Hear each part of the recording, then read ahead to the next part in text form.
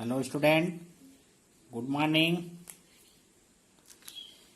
आज हम लोग डिस्कस करेंगे इंटीग्रिटी कॉन्स्टेंट्स। इंटीग्रिटी कॉन्स्टेंट देखिए,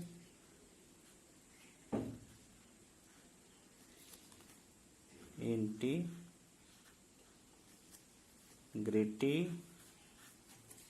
कॉन्स्टेंट्स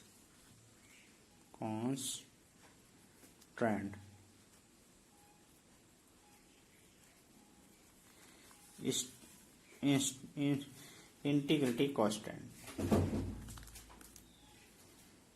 इंटीग्रिटी कांस्टेंट देखिए, इंटीग्रिटी कांस्टेंट्स वे कांस्टेंट्स होते हैं जिनका यूज इंफॉर्मेशन की क्वालिटी बनाए रखने के लिए किया जाता है। इंफॉर्मेशन की क्वालिटी, इंटीग्रिटी कांस्टेंट्स का यूज इंफॉर्मेशन की क्वालिटी बनाए रखने के लिए किया जाता है। Quality of information.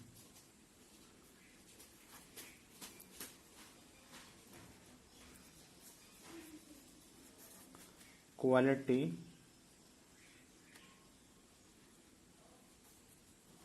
और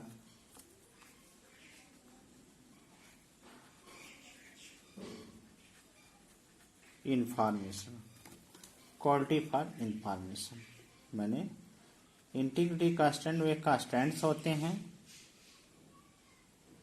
जिनका यूज इंफॉर्मेशन की क्वालिटी बनाए रखने के लिए किया जाता है।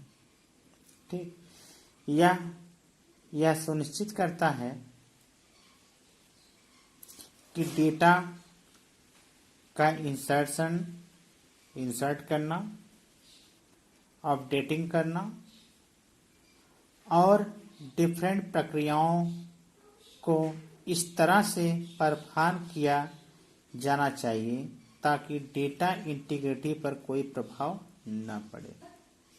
ठीक, माने यह सुनिश्चित करता है कि हम अगर इंसर्ट कर रहे हैं या अपडेट कर रहे हैं कोई सिस्टम में, टेबल्स में, या कोई और अन्य प्रक्रियाएं हम उसमें कर रहे हैं, तो उसमें कोई व्यवधान ना आए, कोई उसके जो मॉड्यूल्स है वो चेंज ना हो और जिससे उसके डेटा पर कोई प्रभाव यानी ना पड़े।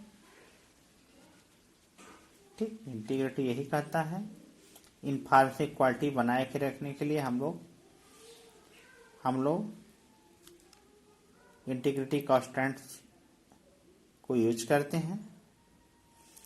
यह सुनिश्चित करता है इंटीग्रिटी कांस्टेंट्स, यदि हमको कोई डेटा को इंसर्ट करना है या अपडेट करना है या मॉडिफाई करना है, तो इस तरह की प्रक्रियाओं से अगर हमको गुजरना है तो हम इंटीग्रिटी कांस्टेंट को यूज करते हैं, जिसमें कोई अगर हम इंसर्ट या डिलीट या मर्ज जो भी कर रहे हैं उस पर जो डेटा है उस पर कोई प्रभाव ना पड़े।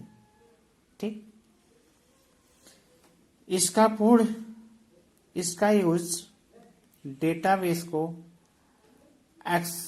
एक्सीडेंटल डैमेज से बचाने के लिए भी किया जाता है। एक्सीडेंटल डैमेज से बचाने के लिए भी यूज किया जाता है। ठीक, एक्सीडेंटल, इसका यूज एक्सीडेंटल डैमेज से बचाने के लिए किया जाता है।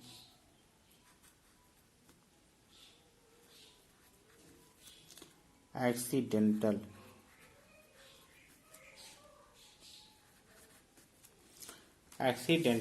Damage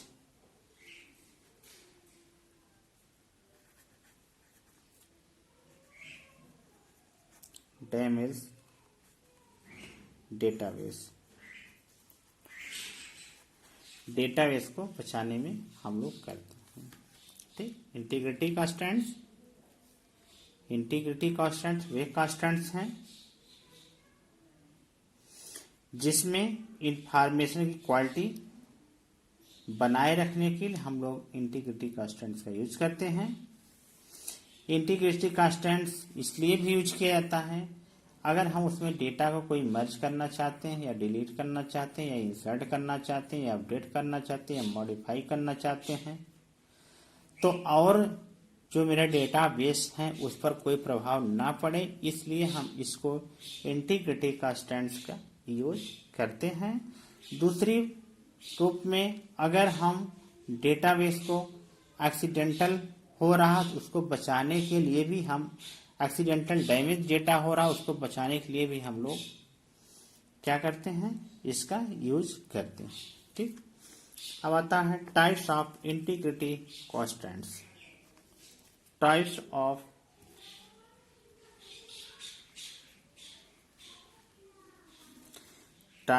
of integrity constant. Integrity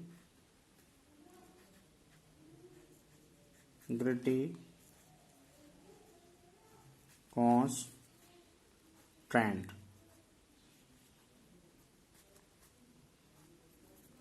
integrity constants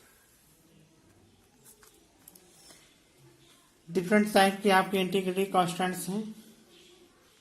देखिए कौन कौन।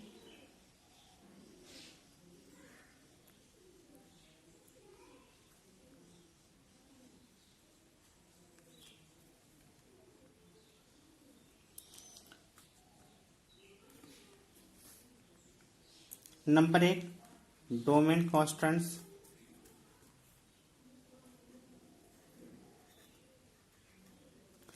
Domain constants, domain constants.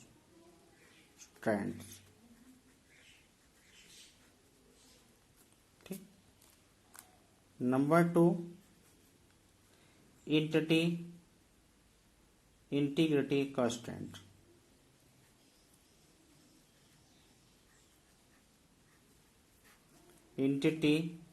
Integrity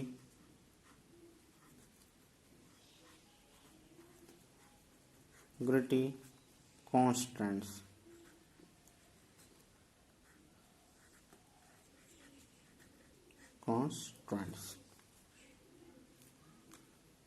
तीसरा है आपका रेफरेंशियल इंटीग्रिटी।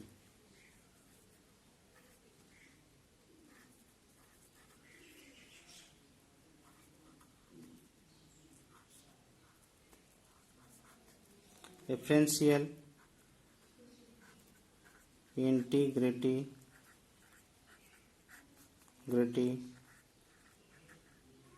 कांस्टेंट्स।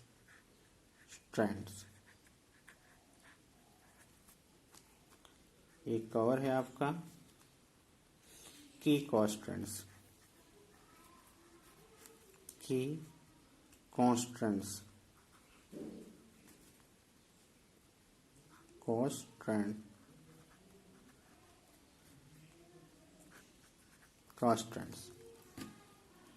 ये 4 कांस्टेंट्स आपके हैं। Domain constants, integrity constants, referential constant, referential integrity constants और की कांस्टेंट्स। ठीक, अब देखिए डोमेन कांस्टेंट्स।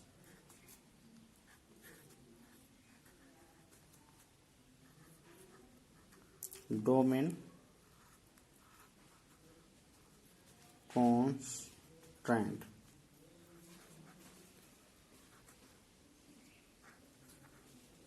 Domain constants. ठीक, domain constants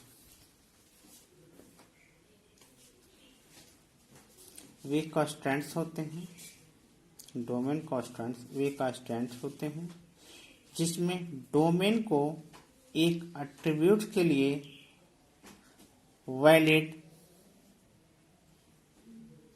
set of value की डिफिनीशन के रूप में हम डिफाइन किया जाता है। ठीक। डोमेन में डेटा टाइप्स में string, characters, integer,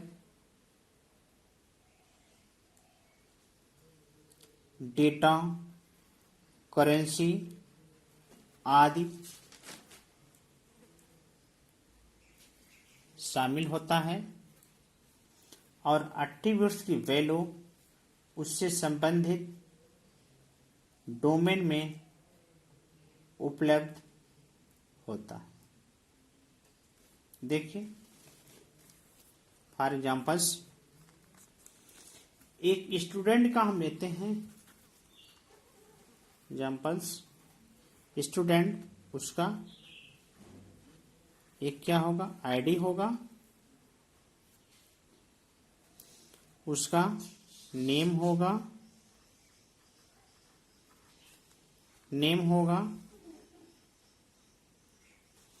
year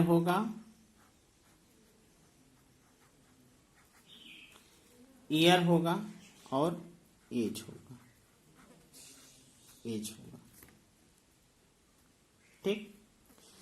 student ID हम सपोज दैट 1 है, 2 है, 3 है, 4 है, ठीक। स्टूडेंट आईडी 1 2 3 4, ठीक। नेम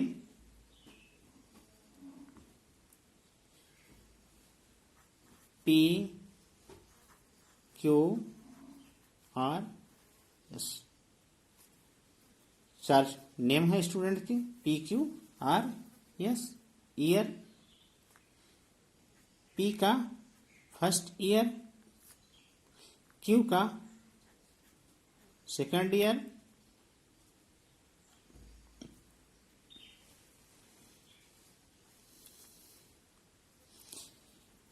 फर्स्ट सेमेस्टर, सेकंड, माने जो भी मान लीजिए, ये आपका थर्ड ईयर, ये आपका फर्स्ट ईयर, ठीक।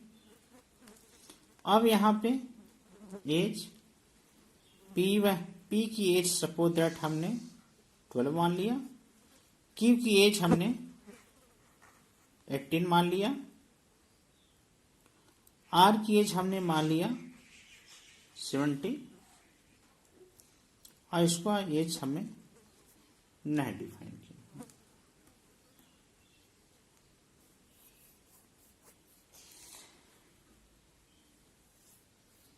अब देखिए यहां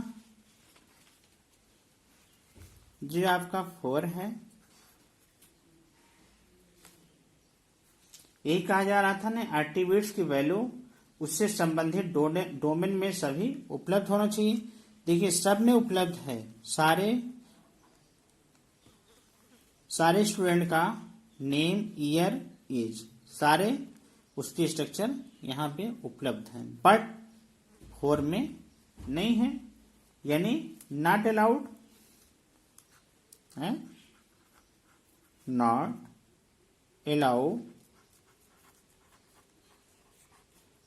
allowed because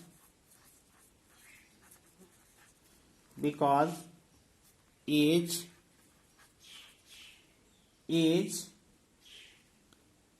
integrity attributes, age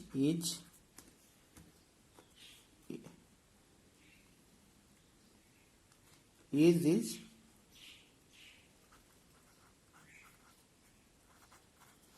integer attributes,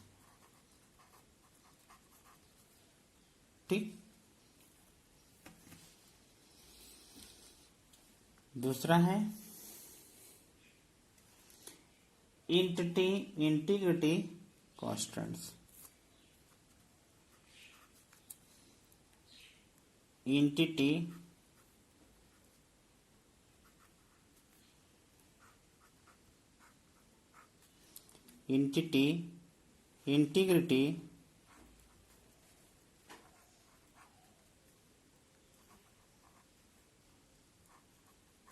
integrity constants,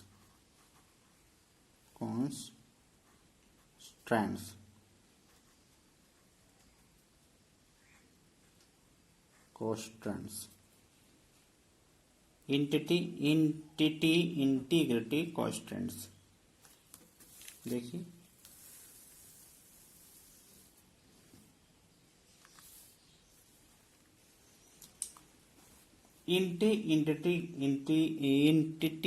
integrity constants में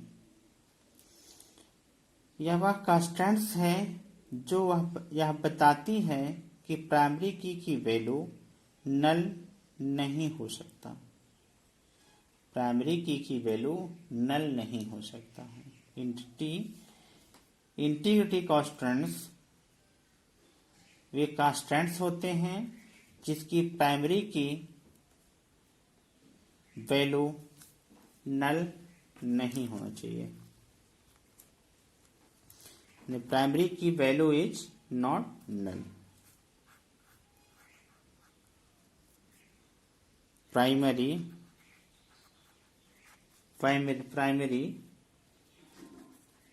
की वैल्यू इज नॉट नल, नहीं होनी चाहिए। और क्योंकि प्राइमरी की वैल्यू का यूज रिलेशन में इंडिविजुअल रो की पहचान करने के लिए किया जाता है, और यदि प्राइमरी की वैल्यू नल है तो हम रो की पहचान नहीं कर सकते हैं। और यह भी है कि टेबल में प्राइमरी की फील्ड के अलावा एक नल वैल्यू हो सकती है, बट प्राइमरी की है उसमें नहीं हो सकता है। ठीक, माने यही है प्राइमरी की में क्या है, वैल्यू नल नहीं होना चाहिए। अगर नल हो जाएगा तो हम उसको पहचान नहीं पाएंगे कि कौन सा स्टूडेंट है, क्योंकि एक ही स्टूडेंट नाम के कई बच्चे रहते हैं कॉलेज में, लेकिन सबकी आईडी अलग अलग होती, यूनिक होती है। जैसे आपके क्लास में या और सारे क्लास में पूजा नाम के स्टूडेंट्स कई हैं। अब उसमें कौन पूजा है, कौन पूजा सेकंड है, समथिंग है, ये आपको नॉलेज नहीं होगा। अगर उसका आईडी रहेगा तो उससे आप उसका इंफॉर्मेशन ले सकते हैं कि हाँ वही पूजा है जिसको हमने पुकारा है। तो यानी इससे मेरा क्या होगा कि प्राइमरी की जो वैल्यू है आपका वो नल नहीं होना चाहिए। देखिए स्टूडेंट लीजिए, स्टूडेंट आईडी, नेम, ईयर और एज। ठीक,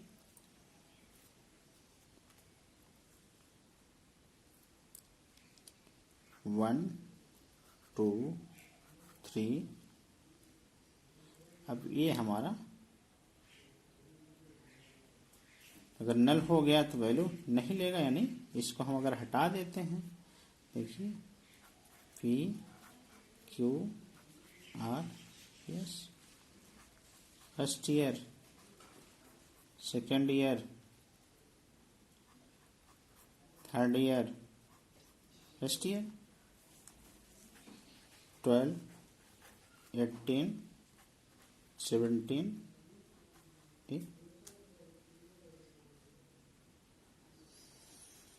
अब यहां पे देखिए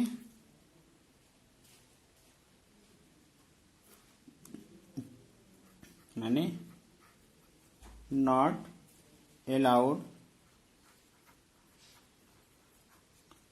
अलाउड एज प्राइमरी की,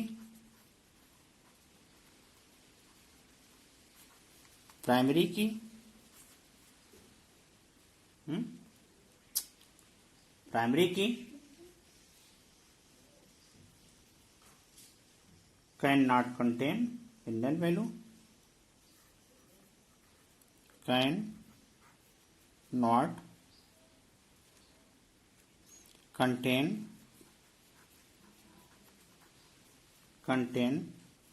a null value,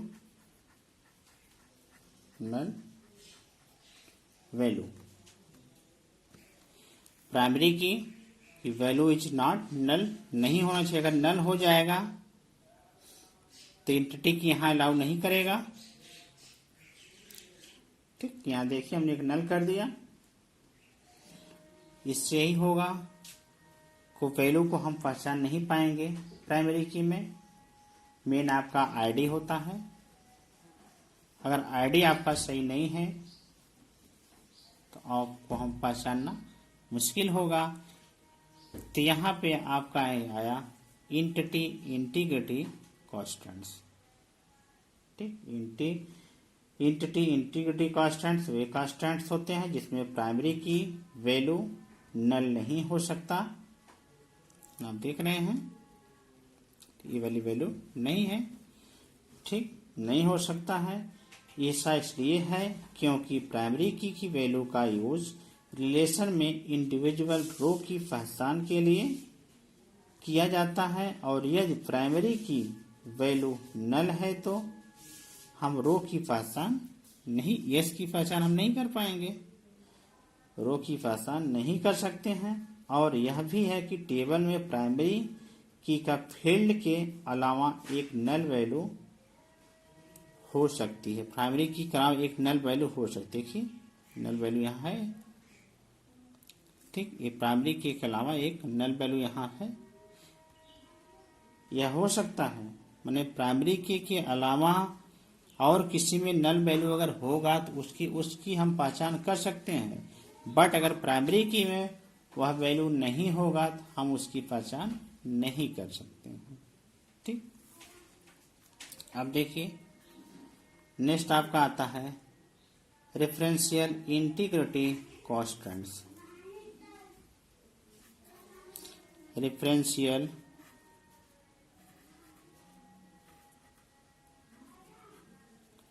referential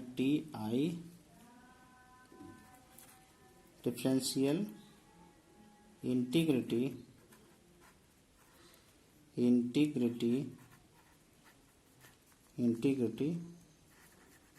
constants जो हम नेक्स्ट में पढ़ेंगे। बस आज के लिए इतना ही। Good bye.